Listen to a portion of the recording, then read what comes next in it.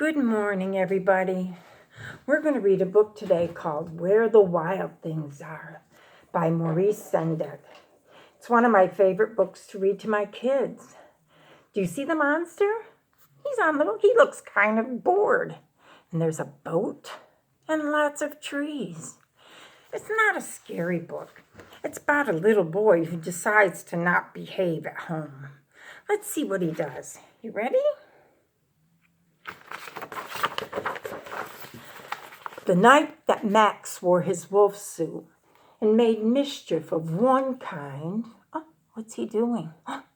Max has a very mean face on this morning. He's got a hammer and some nails of one kind and another. Oh, he's chasing the puppy with a fork. Max. His mother called him a wild thing. And Max said, "I'll eat you up." So he was sent to bed without eating anything. Oh, Max looks pretty angry.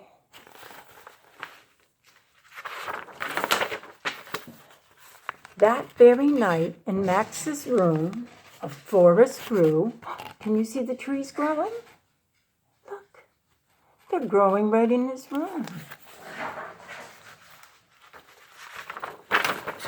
And grew, look, more. Max thinks it's funny. I don't hardly see his room. You can't hardly see his bed.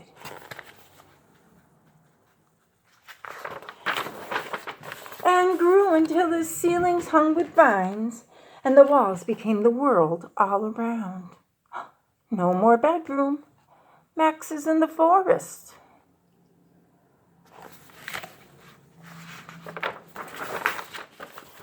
And an ocean tumbled by with a private boat for Max. And he sailed off through a night and day. You see the boat? The boat has Max's name on it. Here's the ocean. Blum, blum, blum, blum, blum, blum, blum.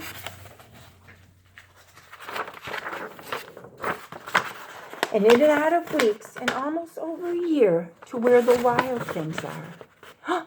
Can you see? He found a wild thing. Look, it's in the ocean. It has horns. Max doesn't look very afraid, does he? He's just looking at him.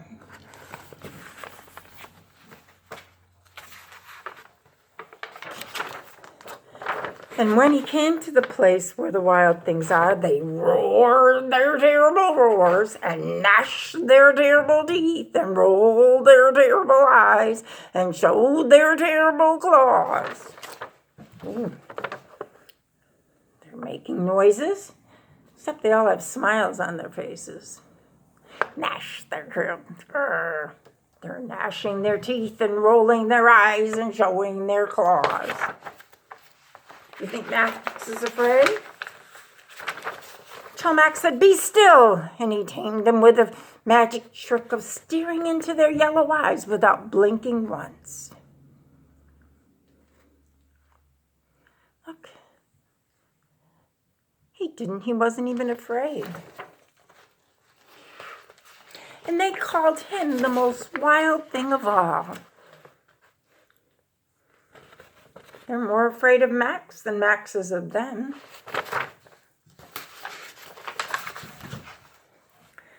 And they made him king of all the wild things.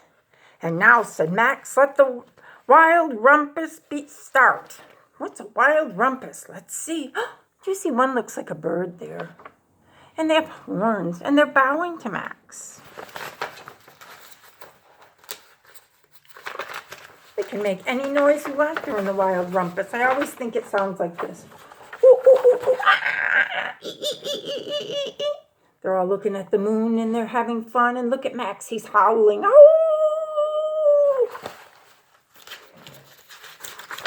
And look, they're swinging from the trees.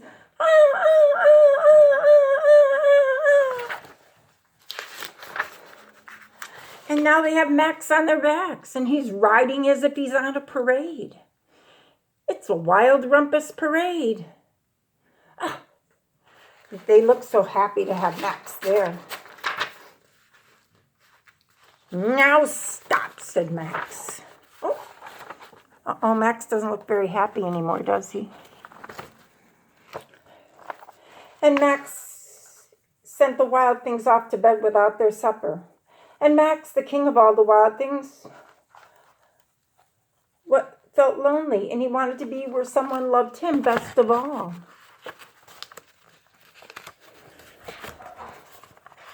When far away across the world he smelled good things to eat, and he gave up being king of all the wild things. He doesn't want to be king. But the wild things cried, "No! Please don't go. We'll eat you up. We love you so." And Max said, "No." And the wild things roared their terrible roars and gnashed their terrible teeth and rolled their terrible eyes and showed their terrible claws. But Max stepped into his private boat and waved goodbye. "Bye-bye, wild things. I'm leaving." And he sailed back over a year, and then out of weeks, and through a day, and into his room, and into the night of his very own room, we found his supper waiting. Do you see it? His mama put his supper there, and it was still hot. Do you think that Max was just pretending? Was he pretending to be where the wild things were? That it was not real? He was pretending that he was angry with his mom, so he was going to be a king of all the wild things. But he really missed his mommy, didn't he? Well, the other thing, let me get it, that we're going to be giving to you this week, or we're not giving that book. This is called, let's show you the topic. It's called Kinetic Sand, okay? It was on sale, and it was because it was purple. I like purple.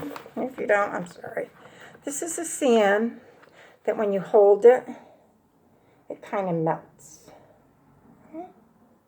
It doesn't make a mess like regular sand. Well, it still makes a mess, but not as much. And when you hold it and make a ball, it sticks together.